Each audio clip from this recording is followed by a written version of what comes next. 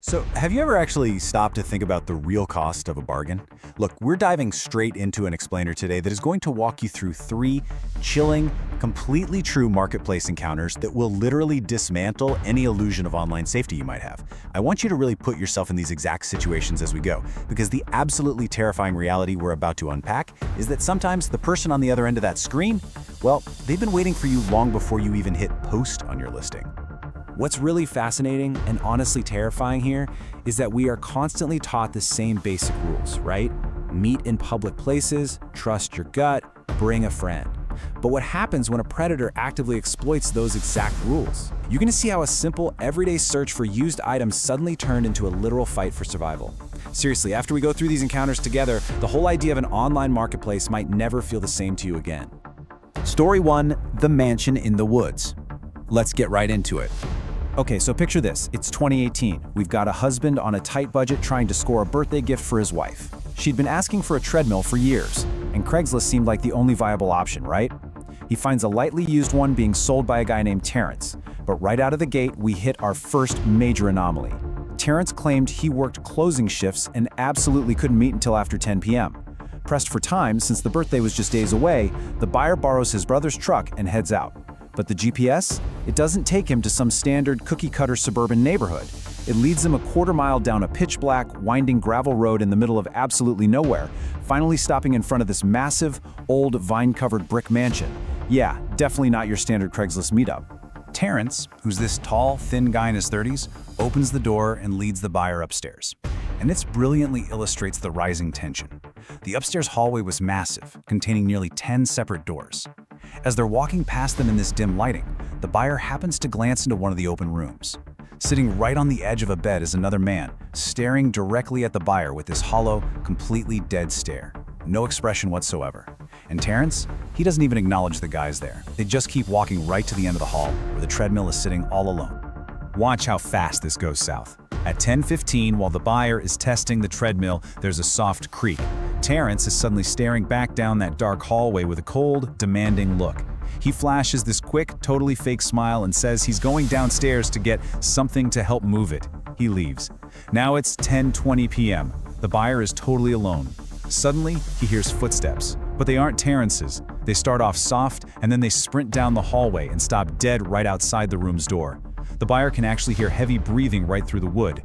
When the buyer calls out, whoever is out there sprints right back into another room and slams the door. At this point, pure survival instinct kicks in. The buyer's gut is just screaming at him to get out of that house immediately. He bolts for the stairs, but halfway down he runs smack into Terrence coming up. Terrence's eyes are wide, looking totally guilty, and his right hand is intentionally hidden right behind his back. He's concealing something. The buyer thinks fast and lies, saying he's just going out to the truck to grab the cash, all while Terrence watches him pass by with that same unsettling, cold stare. So here is the absolute wildest part.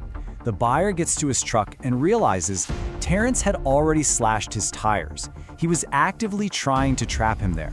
But the adrenaline was pumping way too hard. The buyer didn't even care. He jumped in and drove away on the flats until he reached the safety of the main road. The police looked into it, but ultimately found nothing. There was no proof Terrence slashed the tires, and that terrifying guy with the hollow eyes, completely gone. The buyer escaped, but he never actually found out what was hiding behind Terrence's back. Story 2, the guest who never left. Now this case takes a totally different angle on vulnerability. So we've got a seller living alone in a really secure, locked apartment complex with her 14-year-old dog Cleo. A guy named Carson had messaged her to buy a couch and shows up about 15 minutes late.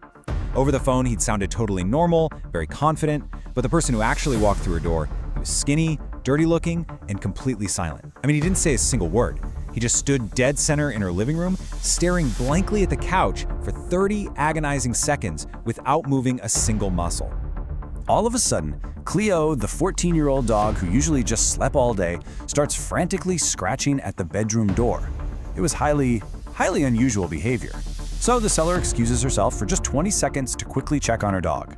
When she walks back out into the living room, Carson was gone. He had literally vanished without making a single sound.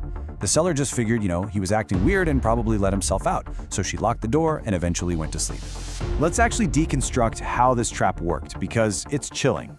Around 11 p.m., she wakes up to take her dog out and realizes she left her phone on the bed. When she walks back into her bedroom, the phone is missing. This was step 2. He had waited for the dog to be a distraction, and while she was out of the room for those brief 20 seconds, he never actually left the apartment. He stayed, and he stole her only means of communication. Then, she looks up. Carson was standing dead center in her pitch-black hallway. He had been silently hiding inside her locked apartment for hours. He was staring at her with this blank, emotionless face. The source report literally describes him as looking like a sick creature. But instead of freezing up in fear, pure, raw rage took over this seller. She charged him, tackled him to the ground in the pitch dark, and somehow managed to hold him down until the police finally arrived. Think about it. He had intentionally stolen her phone just to trap her inside that unit with absolutely no way to call for help. He was arrested for breaking and entering, but shockingly, the legal system released him on bond the very next day. As the source material points out, this seller got incredibly lucky that the intruder froze up when she charged him, because she truly believes that night was the absolute closest she has ever come to losing her life. All right, story 3, the mirror trap. This final case is, well, it's straight up nightmare fuel. It involves a hyper-careful young woman selling a mirror to a buyer named Ethan. Now, because Ethan supposedly lived an hour away, they agreed to meet at a gas station exactly halfway between them. Makes sense, right? But by the time the seller arrived at the halfway point, the sun had already set. And to her absolute horror, the gas station they agreed on was permanently closed. It was completely isolated. No other cars, no streetlights, just the dead silence of an empty, dark road. Out of nowhere, a red pickup truck slowly pulls into the lot. But the driver doesn't get out right away. He just sits there, inside the cab, waiting for 30 seconds, behind heavily tinted glass, just watching her. I mean, you can imagine the sheer dread pooling in her stomach as those seconds just ticked by in the absolute quiet. And this brilliantly illustrates the horrifying bait and switch. When the driver's door finally opens and the man steps out, her breath completely catches in her throat. It wasn't Ethan, it was John. John was a guy she had gone on one single incredibly disturbing date with 2 months prior. She had blocked his number after he tried aggressively to guilt trip her into this car. And now, here he was, walking toward her in the dark with this wide, deeply disturbing smile on his face, visibly proud that he had successfully lured her out to the middle of absolutely nowhere. She immediately jumps backward into her car and slams the locks down. John steps right up to the glass, he reaches out, grabs her door handle, and starts violently yanking on it, all while calling her name in this eerily, terrifyingly calm tone. It wasn't a shout at all, it was controlled, which honestly just makes it so much worse. The seller slams the car into reverse, and the second she does, John's calm facade just shatters. His face instantly shifts into pure, violent rage. He suddenly raises his arm and brings a knife crashing down right into her driver's side window. The glass violently explodes inward. She floors the accelerator, driving away blindly as fast as she can, listening to the glass shatter and crunch all around her as she finally escapes into the night. When the police investigated, the true scope of this operation became terrifyingly clear. Both Ethan and John were profiled using prepaid throwaway phones. This stalker had been actively monitoring her online listings for 2 entire months, just meticulously waiting for the exact right moment and the exact right item to lure her out of her safety zone and into a completely desolate, isolated trap. Which brings us to the final lingering thought of this explainer. Look, we operate in a digital world built on a really fragile foundation of assumed trust. But as these 3 meticulously structured traps have just shown us, a screen is the absolute perfect place to hide in plain sight. Every single time you list an item, every time you search for a bargain, you've got to ask yourself, are you just making a transaction, or are you walking into a trap someone spent months building just for you? Stay safe out there, folks, because you truly never know who is waiting on the other side.